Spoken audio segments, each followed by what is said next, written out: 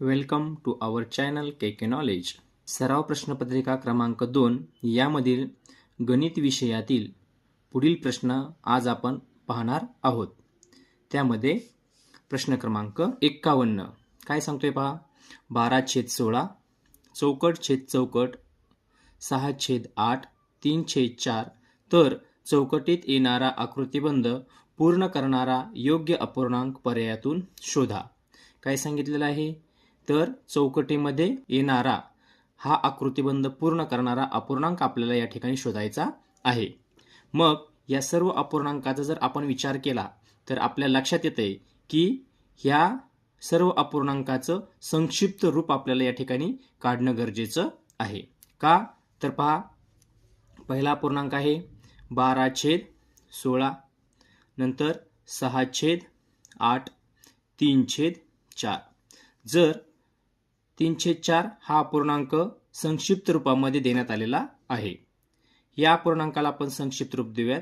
2×6 2×8 किती आलेला आहे 3/4. याला संक्षिप्त रूप देऊयात. 4×3=12 4×4=16 किती आलं 3/4. म्हणजे आपल्याला पर्यायातून असा अपूर्णांक शोधायचा आहे की ज्याचं संक्षिप्त रूप हे 3/4 येईल. मग पाहूयात. पहिल्याचं तर नाही, दुसरा 3/6 नाही येणार. 9/12 9/12 जर घेतलं तर 3×3=9 3×4=12 किती आलेलं आहे 3/4 आलेलं आहे. म्हणजे पर्याय क्रमांक 3 हे याचं अचूक उत्तर आहे. त्यानंतर प्रश्न क्रमांक 52 पदावली दिलेली आहे. ती पदावली आपल्याला या ठिकाणी सोडवायची आहे. काय सांगितलेलं आहे, 12 - 10 भागिले 2 अधिक 3 गुणिले 6. आपल्याला पदावलीचे नियम माहिती आहेत. अगोदर कोणती क्रिया करतो आपण, तर क्रमाने येणारी गुणाकार असेल तर गुणाकार, भागाकार असेल तर भागाकार. सर्वप्रथम पदावली लिहून घेऊयात. 12 - 10 भागिले 2 अधिक 3 गुणिले 6. मग अगोदर काय करणार, भागाकार करणार आहोत आणि क्रमाने येणारा गुणाकार. नंतर 12 - 10ला 2 ने भागणार 2×5 10 अधिक, आता ह्यांचा डायरेक्ट गुणाकार करून घ्या, 3×6=18. त्यानंतर क्रमाने येणारी बेरीज वजाबाकी करायची आहे. 12मधून 5 गेले, राहिले 7 अधिक 18. 18 आणि 7 यांची या ठिकाणी बेरीज करायची आहे. 18 आणि 7 25. म्हणजे पर्याय क्रमांक 4 या ठिकाणी याचं उत्तर आहे. पुढे प्रश्न क्रमांक 53 8315 - 214 बरोबर किती. अतिशय सोपा प्रश्न आहे. फक्त 4 अंकी संख्येतून 3 अंकी संख्या वजा करताना एककाखाली एकक दशकाखाली दशक येणं गरजेचं आहे. या प्रश्नाचं उत्तर तुम्ही मला कमेंट बॉक्समध्ये पाठवायचं आहे. त्यानंतर पुढील प्रश्न आहे प्रश्न क्रमांक 54. 300 फुलांपैकी प्रत्येकी 15 फुलांच्या 8 माळा तयार केल्या.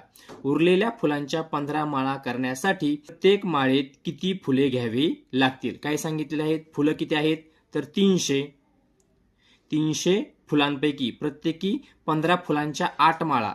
मग जर 15 फुलांच्या 8 माळा जर आपण केल्या तर त्याचं उत्तर किती येणार आहे, 15×8 120 बरोबर आहे. मग उरलेल्या फुलातून मग काय करावं लागेल, 300 वजा 120 0 10 मधून 2 गेले 8 हातचा आला 1 180 फुलं शिल्लक राहिलेली आहेत. आणि पुढे काय सांगितलेलं आहे, उरलेल्या फुलांच्या 15 माळा करण्यासाठी ह्याच्या परत किती माळा करायच्या आहेत, 15. म्हणजेच ह्याला काय करावं लागेल, 15 ने भागावं लागणार आहे. मग 15 ने जर भागलं 15 एके 15 यांची वजाबाकी 3 वरून घेतला 0 15 दुने 30 म्हणजेच बाकी 0 म्हणजे फुलं शिल्लक राहिलेली नाहीत. 12 फुले एका माळेत घेणं अपेक्षित आहे. म्हणजेच पर्याय क्रमांक 3 हे याचं अचूक उत्तर आहे. प्रश्न 55 2050 पैसे बरोबर किती रुपये. पैशाचं रूपांतर आपल्याला रुपयामध्ये करायचं आहे. आपल्याला माहिती आहे की 100 पैसे बरोबर 1 रुपया. म्हणून या ठिकाणी 2050 भागिले 100. शून्याला 0 जाईल, राहिले 205 भागिले 10. हा 0 घालवण्यासाठी दशांश चिन्ह एक घर डावीकडे सरकेल. म्हणजेच उत्तर किती येणार आहे, 20.5. 20.5 हेच आपण 20.5 50 असं देखील लिहू शकतो. म्हणजेच या ठिकाणी 20 रुपये आणि 50 पैसे. मग पर्यायामध्ये पाहूयात 20 रुपये 50 पैसे उत्तर आहे का? पहिला पर्याय आहे 20 रुपये 5 पैसे नाही. 20.5 रुपये 20 रुपये 50 पैसे याचंच वाचन आपण 20.5 रुपये असं देखील करू शकतो. म्हणजेच पर्याय क्रमांक 2 हे याचं अचूक उत्तर आहे. प्रश्न क्रमांक 56 55,049 ही संख्या अक्षरात कशी लिहाल? पर्यायामध्ये योग्य पर्याय तो पाहायचा आहे. 55,049 आहे, 5,049, 5 लाख आहे का? तर नाही. 55,409 आहे का? तर नाही. म्हणजे पर्याय क्रमांक 1 55,049 हे आपलं बरोबर उत्तर आहे. प्रश्न क्रमांक 57 2,172 अधिक 1,927 बरोबर किती? या ठिकाणी फक्त आपल्याला बेरीज करणं अपेक्षित आहे, गरजेचं आहे. मग या प्रश्नाचं उत्तर तुम्ही मला कमेंट बॉक्समध्ये पाठवायचं आहे.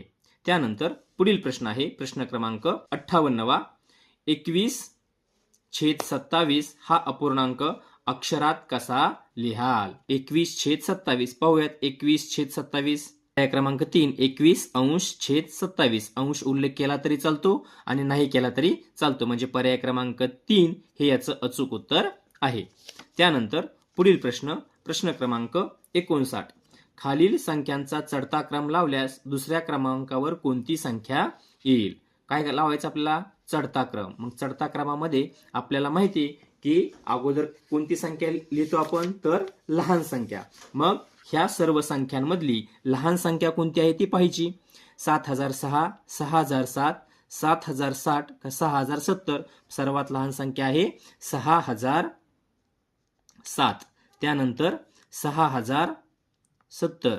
त्यानंतर येईल 7,006 आणि नंतर 7,060. तेच अंक परत आहेत. गोंधळ होऊ शकतो, परंतु गोंधळ होऊ द्यायचा नाही. मग त्यांनी काय विचारले आहे? चढता क्रम लावल्यास दुसऱ्या क्रमांकावर मग कोणती आलेली आहे? तर 6,070 ही संख्या आलेली आहे. म्हणजेच पर्याय क्रमांक 1 हे याचं अचूक उत्तर आहे. प्रश्न क्रमांक 60 एका आयताकृती बागेची रुंदी 4 मीटर असून बागेचे क्षेत्रफळ 92 चौरस मीटर आहे. तर त्या बागेची लांबी किती? काय दिलेली आहे आपल्याला? आयताकृती बागेची रुंदी दिलेली आहे आणि लांबी काढायला सांगितलेली आहे. आयताचं क्षेत्रफळ आपल्याला माहिती आहे काय आहे? आयताचे क्षेत्रफळ बरोबर काय असतं? तर लांबी गुणिले रुंदी. किती दिले क्षेत्रफळ? तर 92 चौरस मीटर. लांबी काढायची आहे, x घेऊयात. रुंदी दिलेली आहे 4 मीटर गुणिले 4. बरोबर चिन्हाच्या उजवीकडे गुणिले 4 आहे. डावे काढल्यानंतर ते भागिले होईल. म्हणजेच किती होईल? 92 भागिले 4 बरोबर लांबी म्हणजेच x. 4 ने भाग देऊयात. 4 एके 4, 4 दुने 8, 4 त्रिक 12. म्हणजेच x बरोबर किती आलेलं आहे? तर 23 मीटर. म्हणजेच पर्याय क्रमांक 1 हे याचं अचूक उत्तर आहे. त्यानंतर पुढील प्रश्न आहे प्रश्न क्रमांक 61 खालीलपैकी कोणत्या पर्यायातील संख्यांचा उतरता क्रम योग्य आहे? उतरता क्रम म्हणजे अगोदर मोठी संख्या नंतर छोटी छोटी छोटी. मग पाहूयात. पर्याय क्रमांक 1 55,300, 50,268 नंतर 60,725 हा चुकीचा क्रम आहे. 60,000 ही वरती पाहिजे होतं. त्यानंतर ब पाहूयात. 29,325, 29,231, 29,200 हा मात्र योग्य क्रम आहे. अगोदर 29,300, 29,200, 29,200 याप्रमाणे. म्हणजेच पर्याय क्रमांक ब हा बरोबर आहे. त्यानंतर क पाहूयात. 63,584, 63,500, 63,490 हा सुद्धा योग्य क्रम आहे. म्हणजे ब आणि क तर झाले. नंतर 10,211, 12,000 मोठी संख्या आली म्हणजे हा नाही. म्हणजे ब आणि क हे योग्य आहेत. मग पर्यायामध्ये पाहूयात. ब आणि क योग्य कुठे आहे? या ठिकाणी पर्याय क्रमांक 3 ब व क योग्य म्हणजेच 3 हे याचं उत्तर आहे.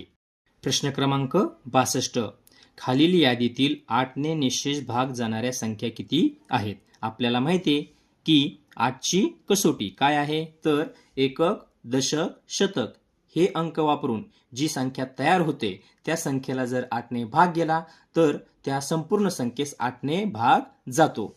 मग पहिली संख्या आहे 20,416. मग एकक, दशक, शतक हे अंक वापरून कोणती संख्या तयार होईल? तर ती होईल 416. भागिले किती करावं लागणार आपल्याला? 8. 8 पंचे 40. यांची वजाबाकी 1 वरून घेतला 6. 8 दुने 16. वजाबाकी बाकी राहिली 0. म्हणजेच 20,416 ला पूर्ण भाग जातो. पुढची किती आहे? 232. कसे घेतले? तर एकक, दशक, शतक हे अंक वापरून संख्या तयार केलेली आहे. नंतर 8. 8 दुने 16. खाली राहिले 7. वरून घेतला 2. 8 9 72. म्हणजे याला पण पूर्ण भाग जात आहे. नंतर 728 घेऊन पाहूयात. 728 भागिले 8. 8 9 72. यांची वजाबाकी 0 0 वरून घेतला 8. 8 1 8. बाकी राहिली 0. पुढची संख्या पाहूयात. 218 भागिले 8. 8 दुने 16. 5 वरून घेतला 8. 8 7 56. बाकी राहिली 2. पूर्ण भाग गेलेला नाही. आणि शेवटची संख्या आहे 560 भागिले 8. 8 7 56. वजाबाकी 0 0 वरून घेतला 0. भाग जाईल शून्याचा, म्हणजे पूर्ण भाग गेलेला आहे. म्हणजेच किती संख्यांना भाग जातोय? 1 2 3 4. म्हणजेच पर्याय क्रमांक 2 हे याचं अचूक उत्तर आहे. प्रश्न क्रमांक 63. खालीलपैकी कोणती संख्या दोन मूळ अवयवांच्या गुणाकाराच्या रूपात मांडता येणार नाही? म्हणजेच त्याचे जर अवयव काढले आपण तर त्या मूळ संख्या आल्या पाहिजेत. मग 12चे करून पाहूयात. 12चे किती येतील? तर ते येतील 3 गुणिले 4. मूळ संख्या आहेत का? तर एक मूळ आहे, पण 4 ही मूळ संख्या नाही, म्हणजे हे नाही. नंतर 14 पाहूयात. 14चे किती येतील? 2 गुणिले 7. 2 पण मूळ आहे, 7 पण मूळ आहे, म्हणजे ही येणार आहे. नंतर 15. 15चे अवयव 3 गुणिले 5. 3 मूळ आहे, 5 मूळ आहे, म्हणजे ही पण आहे. आणि नंतर 21. 3 गुणिले 7. 3 पण मूळ, 7 पण मूळ, म्हणजे ही पण आहे. म्हणजेच पहिला पर्याय 12 ही संख्या दोन मूळ अवयवांच्या गुणाकाराच्या रूपात मांडता येणार नाही. त्यानंतर पुढील प्रश्न. 426 भागिले 23 या भागाकाराच्या उदाहरणात बाकी किती उरेल? या ठिकाणी आता काय करायचं आहे? भागाकार करायचा आहे. किती सांगितलंय?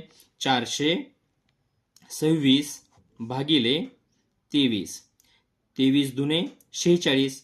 मोठी संख्या होते, म्हणजे 1 नेच भाग जाईल. 23 1 23. 12 मधून 3 गेले, राहिले 9. आणि हातचा आला 1 2 आणि 1 3. 4 मधून 3 गेले 1. 19 वरून घेतला 6. या ठिकाणी आपल्याला 8चा भाग जाईल. 23 8 184. यांची वजाबाकी 6 मधून 4 गेले 2. 9 मधून 8 गेला 1. 0. म्हणजेच बाकी किती राहिलेले? तर 12. म्हणजेच पर्याय क्रमांक 3 हे याचं अचूक उत्तर आहे. प्रश्न 65. रेशनच्या दुकानात प्रति माणसी 1.5 लिटर रॉकेल मिळते. शामरावांच्या कुटुंबात 11 माणसे असल्यास शामरावांना एकूण किती रॉकेल मिळेल? प्रत्येकाला किती मिळतंय? तर 1.5 लिटर मिळत आहे, म्हणजेच 1.5. माणसे किती आहेत? तर 11. यांचा आपल्याला काय करावं लागेल? गुणाकार. 11 5 55. हातच्याले 5. 11 1 11. 11 आणि 5 16. 1 दशमचिन्ह डावीकडे, म्हणजेच किती येईल? 16.5. पर्यायामध्ये पाहूयात. त्यांनी अक्षरामध्ये दिले आहे. 16 लिटर नाही, 16.5 लिटर बरोबर आहे. म्हणजेच पर्याय क्रमांक 2 हे उत्तर बरोबर आहे. 16.5 म्हणजेच 16.5 लिटर. पुढील प्रश्न 66. खालील रेषाखंडापैकी सर्वात मोठा रेषाखंड कोणता? हा किती आहे? 3 सेमीचा, 1 सेमी, 5 सेमी, 4 सेमी. म्हणजे सर्वात मोठा कोणता? 5 सेमी. त्याचं नाव काय आहे? ई फ. मग पर्यायामध्ये पाहूयात. पर्याय क्रमांक 3 ई फ हे उत्तर बरोबर असणार आहे. त्यानंतर प्रश्न क्रमांक 67. खालीलपैकी समद्विभुज त्रिकोण कोणता आहे? त्रिकोणाचे बाजूंवरून पडणारे प्रकार हे आपल्याला माहिती आहे. त्यांनी कोणता सांगितला आहे त्रिकोण? समद्विभुज, म्हणजेच 2 बाजू समान असणारा. पहिला पाहूयात. त्यांनी इथं आकृतीमध्ये दिसतोय आपल्याला, परंतु ही बाजू वेगळी, ही बाजू वेगळी, ही बाजू वेगळी, ते त्यांनी दाखवलेलं आहे. म्हणजे हा नाहीये. हा आहे का? तर हा पण नाही. हा कोणता येईल? काटकोन त्रिकोण होईल. हा कोणता होईल, त्याला दाखवलेलंच नाहीये काय. पर्याय क्रमांक 4 पाहूयात. या ठिकाणी मात्र ह्या दोन बाजू त्यांनी समान दाखवलेल्या आहेत, म्हणजेच पर्याय क्रमांक 4 हे उत्तर बरोबर असणार आहे. पुढे प्रश्न 68वा. सोबतच्या इष्टिका चितीच्या रेखांकित पृष्ठाच्या समोरील पृष्ठभाग कोणता आहे? रेखांकित म्हणजे रंगवलेला. आता हा कोणता आहे? अ, ड, क, ब रेखांकित केलेला आहे. त्याच्या पुढचा कोणता येईल? तर त्याच्या एक्झॅक्ट अपोजिट असणारा. हा वरचा तर हा खालचा. मग कोणता येईल? फ, र, स, ई. होयात आपण. हे बघा इथे दिलेलं आहे. पर्याय क्रमांक 2 फ, र, स, ई म्हणजेच पर्याय क्रमांक 2 हे याचं अचूक उत्तर असणार आहे. 69. खालील आकृतिबंधाचे निरीक्षण करून प्रश्नचिन्हाच्या जागी क्रमाने येणारा आकृतिबंध पूर्ण करणारा योग्य पर्याय निवडा. आपण याचं निरीक्षण करूयात. पंचकोन दिलाय, पंचकोनात गोल, नंतर गोल बाहेर आला, पंचकोन आला, नंतर एक कोन कमी केला, पंचकोनाऐवजी चौकोन दिलेला आहे, गोल आतमध्ये, परत बाहेर चौकोन आतमध्ये. आता पंचकोन, चौकोन, मग निश्चितच पुढे कोणता येणार आहे? तर त्रिकोण. त्रिकोणामध्ये गोल, मग त्रिकोणामध्ये गोल कुठं आहे? तर पर्याय क्रमांक 1 लाच आहे, म्हणजे पर्याय क्रमांक 1 हे याचं अचूक उत्तर असणार आहे. प्रश्न 70. 180 मीटर लांब दोरी तिची दोन्ही टोके जुळून 4 ठिकाणी कापून तिचे समान तुकडे केल्यास प्रत्येक तुकडा किती लांबीचा असेल? 180 मीटर लांबीची दोरी आहे आणि हिची दोन्ही टोके आपल्याला काय करायची आहेत? जुळवायची आहेत. ती जुळवल्यामुळे साधारणतः दोरी अशी होईल. ही दोरी आपल्याला किती ठिकाणी कापायची? तर 4 ठिकाणी कापून घेऊयात. 1, 2, 3 आणि 4. आपण ही दोरी 4 ठिकाणी कापलेली आहे, परंतु आता तुकडे किती झालेत ते पाहूयात. 1, 2, 3, 4, 5, 6, 7, 8 आणि 9. आपली एकूण लांबी किती होती? 180 आणि तुकडे झालेले आहेत 9, म्हणजेच 180 भागिले 9. मग 9 एके 9, 9 दुने 18, 9 शून्य 0, म्हणजे एका तुकड्याची लांबी किती येणार आहे? 20 मीटर. मग पर्यायामध्ये पाहूयात. पर्याय क्रमांक 3 हे याचं अचूक उत्तर आहे. पुढील प्रश्न, प्रश्न क्रमांक 71. 2/8, 5/8, 1/8, 6/8, 8/8 हे अपूर्णांक चढत्या क्रमाने मांडले असता दुसऱ्या क्रमांकावर येणाऱ्या अपूर्णांकाचा अंश किती? बरोबर आहे. मग आपण जर का विचार केला तर या सर्व अपूर्णांकाचे छेद कसे आहेत? तर सारखे आहेत. मग आपल्याला माहिती आहे जर अपूर्णांकाचे छेद समान असतील तर ज्याचा अंश लहान तो अपूर्णांक लहान असतो. मग या सर्व अपूर्णांकापैकी लहान अंश कोणाचा आहे? तर याचा आहे, म्हणजेच तो 1 नंबरला येईल. 1/8. नंतर कोण येईल? 2/8. आणि त्यांनी काय विचारले?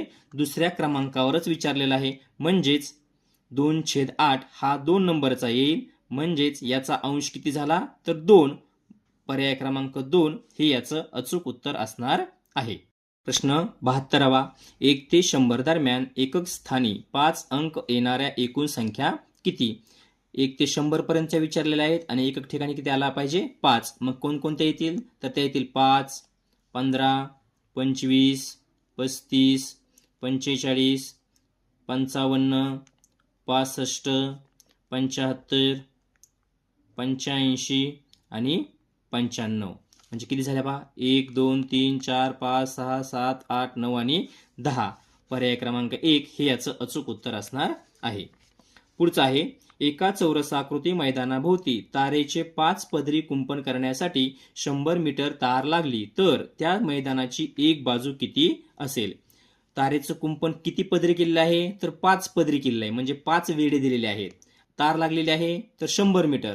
मग एका फेरीसाठी किंवा एक पदर पूर्ण करण्यासाठी किती लागेल? तर त्यासाठी काय करावं लागला?